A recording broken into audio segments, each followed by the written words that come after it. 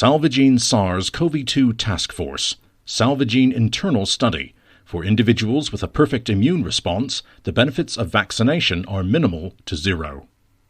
This internal study involved salvaging premium clients who have subscribed to our COVID-19 immunization program since April 2020, who have a COVID-19 risk factor of less than 0.7 and a cytokine risk factor of less than 0.6, and who have been fully vaccinated with both a first and a second dose. In this internal study, which covered an observation period of approximately 8 weeks after vaccination, retests were performed within the scope of our COVID-19 immunization program, in which zero to minimal improvement in immune response was detected. The benefits that were noted were in the area of antibodies. In some cases, however, we actually observed deterioration of the interferon system during the study period. In our COVID-19 immunization program, around 50 relevant parameters are optimized to boost the immune response, including the balanced CD4 to CD8 classification, the T helper cells, the T memory cells, the NK cells, and, most importantly, activation of the client's own interferon system. By contrast, the vaccines so far approved stimulate antibody production to the exclusion of almost everything else. However, this represents only a small part of the immune response. We have already discussed this issue at great length in previous keynotes and podcasts. The basic problem with all vaccines and their antibody production is that the current generation were developed to combat the earlier form of the virus and, to varying degrees, have a reduced effect against the new mutants.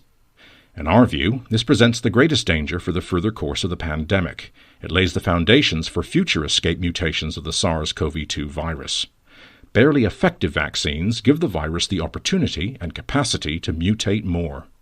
For these reasons, we believe that the focus of pandemic response on antibodies, especially by means of vaccination, takes us in the wrong direction.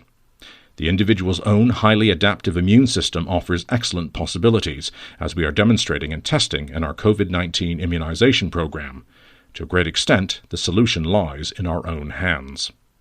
We highly recommend following the measures that form part of our COVID-19 immunization program. The Salvaging Internal Study shows that we are capable of optimizing our adaptive immune system and thereby our immune response to a high degree. We advise against relying on vaccination alone. In this connection, it is important to monitor the immune response regularly.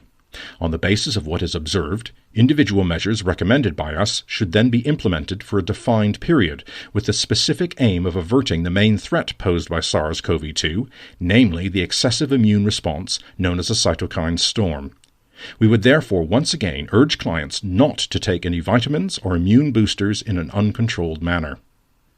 With the exception of AstraZeneca, none of the various vaccines approved to date and checked out by us has a significant influence on the above-mentioned key parameters. AstraZeneca has a clear advantage over all other vaccines here, as an increase in T helper cells was observable, and it therefore proved the exception in this study. However, the production of antibodies was significantly less than that observed in other vaccines, especially the mRNA-based ones. In our internal study, we also monitored infections reported to us by Salvaging premium clients, in particular by those individuals we rated as having reduced risk because they had the benefit of our immunization program. During the observation period forming part of our C19 aftercare protocol, which includes a retest, it was found that, with an optimized immune response, the shortening of telomeres due to the infection was minimal. Premium clients in this low-risk category who became infected were generally asymptomatic. With the implementation of our C19 aftercare protocol, we are reasonably confident that almost no long-term damage occurred. We see this as an indication that, if the immune response has been optimized, there is a very high chance that no symptoms will appear at all in the case of infection, and that the risk of long-term harm is significantly reduced. However, we cannot say this with certainty yet, because long-term damage can naturally only be detected after several months have passed. This is logged as part of our C19 aftercare protocol. Essentially, our COVID-19 immunization program helps to slow down or at best even temporarily halt telomere shortening. In a similar observation period, a Japanese study found that one particular vaccine had no effect at all on telomere shortening, which continued to progress. In some cases, where there were side effects, telomere shortening was accelerated.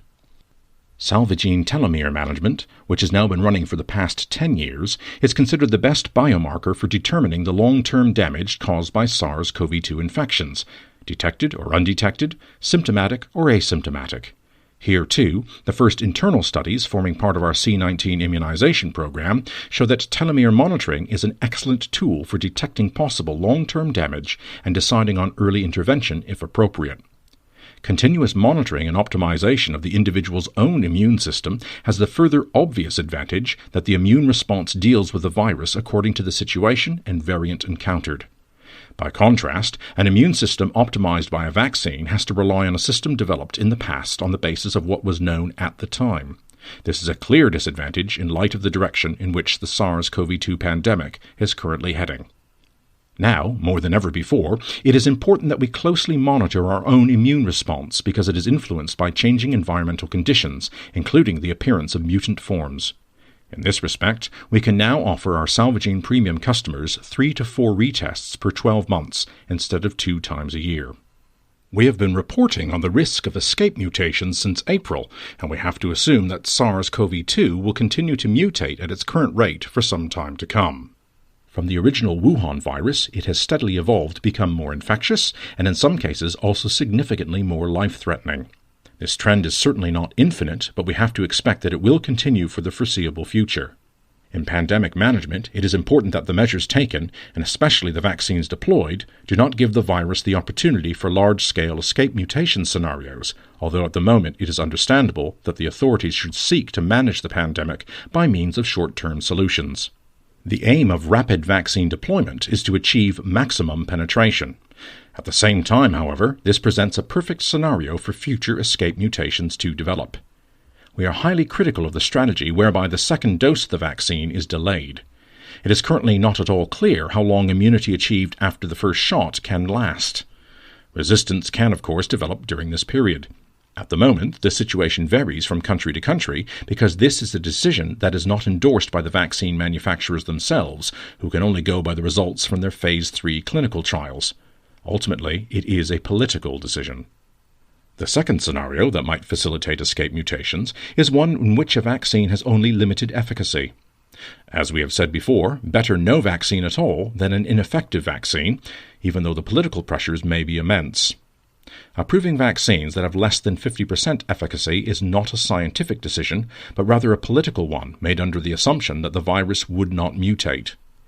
Vaccines that have a lower efficacy, such as AstraZeneca, do not pose a risk to the individual receiving it. Even though AstraZeneca shows higher initial side effects compared to other vaccines, its potential long-term side effects are less of a concern. Although there are no direct disadvantages at the personal level, the same cannot be said about escape mutations. The efficacy studies conducted so far have been quite contradictory, especially when we look at the study design for AstraZeneca. It is quite astonishing that the volunteers recruited to test a vaccine formulated to combat a virus that has high mortality rates in people aged 80 years and older included hardly anybody in this age range. Furthermore, the efficacy data has already been reinterpreted 4 times since the vaccine received emergency approval in the UK. From our perspective, the 2 most important countries for us to draw conclusions from at the moment are Israel and the UK, but for different reasons. Israel is an exemplar because of its high vaccination rate while observing the regimen recommended by the pharmaceutical manufacturer BioNTech. It is hoped that the vaccine will lead to a weakening of the pandemic, though how quickly and how sustainably remains to be seen. The figures published by the Israeli Ministry of Health in collaboration with BioNTech give absolute hope as far as the effectiveness of the vaccine and transmission by vaccinated persons is concerned. Similar encouraging reports have come from Scotland.